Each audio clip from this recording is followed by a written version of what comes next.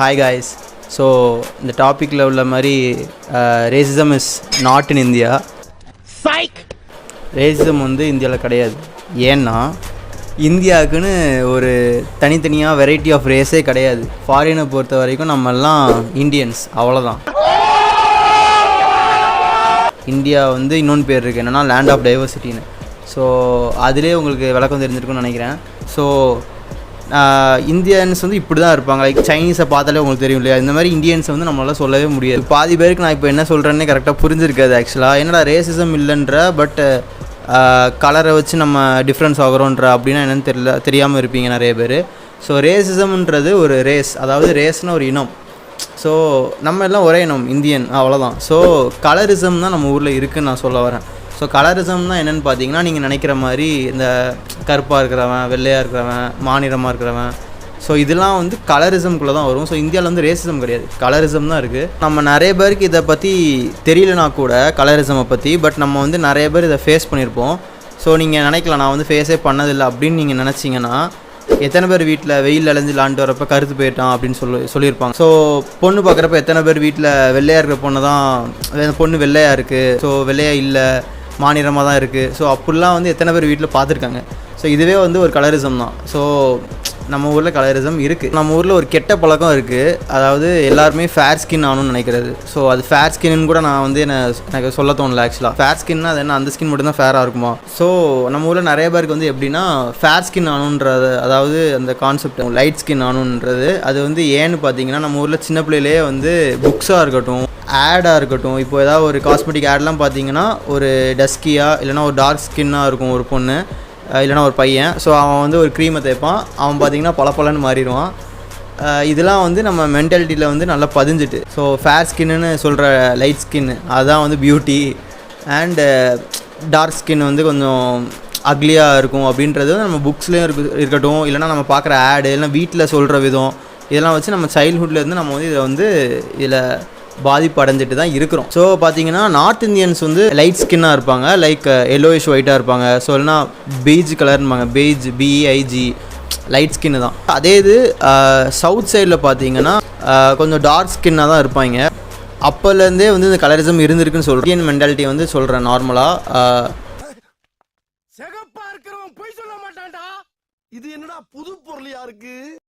அதாவது ஃபுல்லாகவே டார்க் ஸ்கின்னா வந்து நம்மளுக்கு ஒரு மாதிரி ஒரு இதாகவும், லைட் ஸ்கின்னாக இருக்கிறவங்க வந்து நம்மளுக்கு கொஞ்சம் ஒரு ஸ்டேட்டஸில் வந்து பெரிய இடத்துல இருக்கிறவங்க மாதிரியும் இவங்க வந்து இவங்கெல்லாம் நினச்சிக்கிறாங்க ஆக்சுவலாக. அதுக்கு அடுத்து தான் வந்தாங்க பிரிட்டிஷை வந்து சொல்லவே வேணாம். பிரிட்டிஷ் வந்தோடனே நாங்கள் தான்டா ஒயிட் ஸ்கின்னு, லைட் ஸ்கின்னு, நீலாம் வந்து ப்ரௌன் பீப்புள் தான் அப்படின்னு சொல்லிட்டு தலையில் அடித்து உட்கார வச்சாங்க.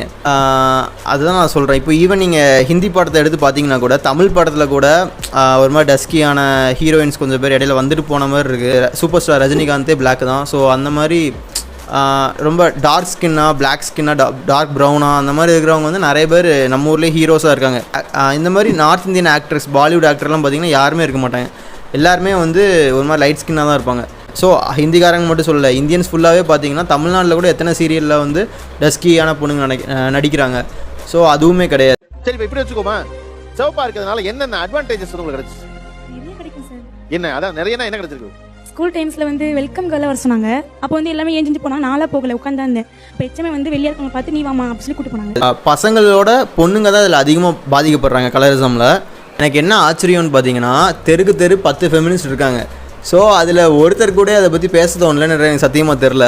இந்த ஃபெமினிசம் பேசுகிற பொண்ணுங்களை எந்த பையன் கல்யாணம் பண்ணிப்பான்? அண்ட் அகைன் இப்போ ரீசெண்டாக பார்த்தீங்கன்னா அசோக் செல்வனுக்கும் கீர்த்தி பாண்டியன் அவங்களுக்கும் மேரேஜ் ஆகிருந்தது. ஸோ அவங்க வந்து மேரேஜ் போஸ்ட் வந்து போட்டிருந்தாங்க, அவங்களோட வெட்டிங் இது பிக்சரு. ஸோ அது கீழே பார்த்தீங்கன்னா கமெண்ட் ஃபுல்லாகவே ரொம்ப ஒரு மாதிரி டாக்ஸிக்காக தான் இருந்தது. ஸோ அதில் அந்த டாக்ஸிக் கமெண்ட்டில் முக்கால்வாசி இது பார்த்தீங்கன்னா பொண்ணுங்க தான். ஸோ பசங்க ஒன்றும் பொண்ணுங்களுக்கு பாதிப்பு பண்ணல, பொண்ணுங்க தான் பொண்ணுங்களுக்கே பாதிப்பாக இருக்கீங்க. அவங்களோட மேரேஜ் போஸ்ட் அது. ஸோ அது அவங்களுக்கு எவ்வளோ ஸ்பெஷலாக இருக்கும். ஸோ அதில் போயிட்டு இப்படி முட்டாத்தனமாக அவங்கள வந்து ஒரு மாதிரி தாழ்த்திட்டு இவங்க அதில் எந்த சந்தோஷத்தை பார்க்குறாங்கன்னு எனக்கு சத்தியமாக புரியல. ஸோ சிம்பிளான ஒன்று தான். ஸோ நீங்கள் வந்து கல்யாணம் பண்ணுறப்ப நீங்கள் ஒரு போஸ்ட் இப்படி போடுறீங்க, அதில் வந்து வரவன் ஃபுல்லாக இப்படி கழுவி ஊற்றிட்டு இருந்தானா உங்களுக்கு எப்படி இருக்கும்? இது வந்து ஃபாரினில் பார்த்தீங்கன்னா இப்போ நார்மல் தான். மிக்ஸ்டு பேபிஸ் அப்படின்ற இது வந்து ஃபுல்லாகவே இப்போ நார்மல் ஆகிட்டு. மிக்ஸ்டான ரேஸில் இருப்பாங்க.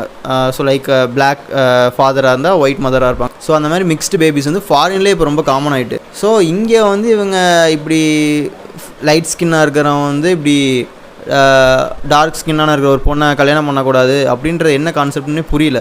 அதுக்கு வந்து நான் என்ன மெயின் ரீசன் நினைக்கிறேன்னா அவங்களோட புவரான மென்டாலிட்டி தான் நினைக்கிறேன். ஸோ கல்யாணம்னா ஃபுல்லாக ஒரு மாதிரி அழகான பையன் அழகான பொண்ணு, இல்லைன்னா நம்ம அழகாக இருக்கணும், அழகான பையனை தான் கல்யாணம் பண்ணணுன்ற ஒரு கேவலமான கான்செப்ட் தான் அவங்க மைண்டில் இருக்குன்னு நினைக்கிறேன். அவங்களுக்கு பிடிச்சவங்க வரணுன்றத நினைக்கிறத விட்டுட்டு அழகானவங்களுக்கு அழகானவங்க தான் வரணும் அப்படின்ற கான்செப்டில் ஒரு மாதிரி முட்டாத்தனமாக போயிட்டுருக்காங்க நான் நினைக்கிறேன். கீர்த்தி பாண்டியன் இவங்களுக்கு தான் இந்த பிரச்சனைன்னு பார்த்தா ஜெண்டாவை கூட விட்டுக்கல.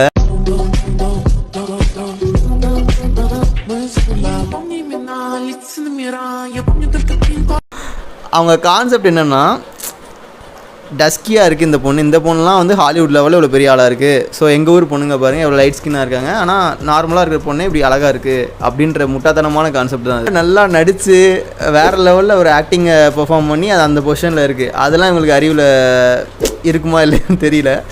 அவளையும் நம்ம இந்த ரேண்டமாக ஹிந்தி பாட்டுக்கு ரீல்ஸ் பண்ணுற வடைக்கையும் கம்பேர் பண்ணிகிட்டு இருக்காங்க. பசங்களுக்கு வந்து ஒரு பெருசாக அந்த கலரை வச்சு ஒரு டிஃப்ரென்ஸ் காட்டுறது, அதாவது பெருசாக எங்களுக்கு ஒரு ப்ரெஷர் இல்லைன்னு வச்சுக்கோங்களேன். பசங்க வந்து கலராக தான் இருக்கணும் அப்படின்ற ஒரு ப்ரெஷர் எங்களுக்கு கண்டிப்பாக கிடையாது.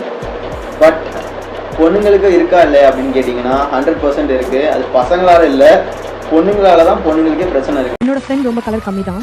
ஒரு ஃபங்க்ஷன் போகிறோம்னு வச்சுக்கோங்களேன், எனக்கு கால் பண்ணுவா, முந்தின நாள் கால் பண்ணிட்டு நாளைக்கு என்ன ட்ரெஸ் போட போகிறேன், என்ன போட போகிறோன்னு நான் சீரியஸாக ரொம்ப கேட்குறேன்னு நினச்சிட்டு நான் இது போடலான்னு இருக்கேன். நான் இறங்கி ரொம்ப ஜாலியாக பேசுவேன். இல்லை நீ இதெல்லாம் போடாத, நீ இதெல்லாம் போட்டால் நான் டல்லாக தெரியும், நீ இதெல்லாம் போட்டுட்டு வரக்கூடாதுன்னு எனக்கு இன்ஸ்ட்ரக்ஷன் கொடுக்கறதுக்காக எனக்கு கால் பண்ணியிருப்பான். ஸோ அவங்க சொல்கிற மாதிரி தான் நம்ம போகணும். ஓகே. அசோக் செல்வன் வந்து ஒரு இன்டர்வியூல வந்து சூப்பரா சொல்லியிருப்பாரு. யார் நினைச்சிட்டு இருக்கா? தப்பான பெர்செப்ஷன் இதெல்லாம். ஃபேரா இருந்தா அழகு, கருப்பா இருந்தா அழகு இல்லைங்கிறதெல்லாம் ரொம்ப நாங்கெல்லாம் அப்படிதான்ப்பா சைட் அடிக்கிறது. நாங்கெல்லாம் அப்படிதான்ப்பா சைட் அடிக்கிறது தப்பு. அது தப்பு. வெள்ளைங்கிறது வந்து ஒரு நிறம் தான், அழகு இல்லை. மனுஷன் 6 வருஷத்துக்கு முன்னாடியே அவ்வளோ அழகா பேசியிருக்காரு. அவரோட போஸ்டிக்கிலே வந்து முட்டாத்தனமா கமெண்ட் பண்ணிட்டு இருக்காங்க.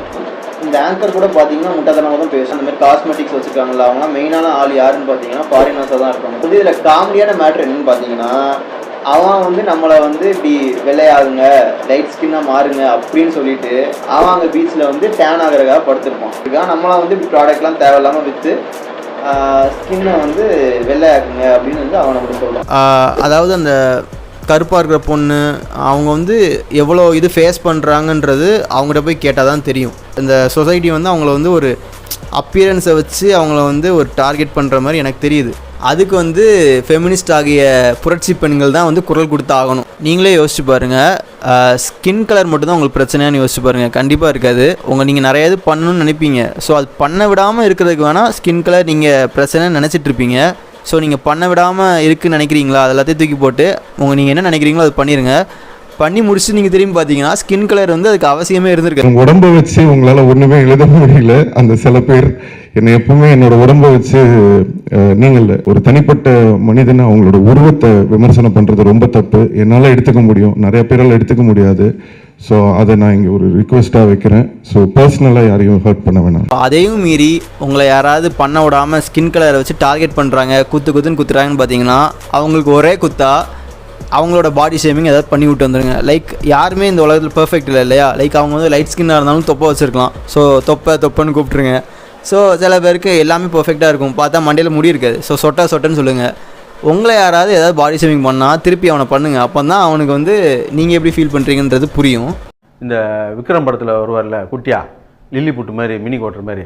அவாய்ட் நெகட்டிவ் அப்படிலாம் சொன்னாலும் அந்த வீடியோ செகண்ட் நான் பார்க்கும்போது எனக்கு ஒரு மாதிரி ஆகும். என் அம்மா அப்பா பார்க்கும்போது அவங்களுக்கு ஒரு மாதிரி ஆகும். உடம்புக்கும் மண்டைக்கும் சம்மந்தமே இல்லை அப்படின்னு ஏன் நீங்கள் சரி பண்ண போறீங்க அப்படின்னு தான் எனக்கு ஃபீல் ஆகுது. இது சம்மந்தம் இல்லைனா போடா, உனக்கு என்னடா, அது உன் மண்டை இல்லையே, உன் உடம்பு இல்லையே. என் உடம்பு எனக்கு நல்லா தான் இருக்குது. என்னைய ஆள் லவ் பண்ணுறா, என்னைய ஃப்ரெண்ட்ஸ் ரசிக்கிறானுங்க. So this video is to make everyone comfortable with their skin. அவ்வளோதான் இதோட இந்த வீடியோட கான்செப்ட்.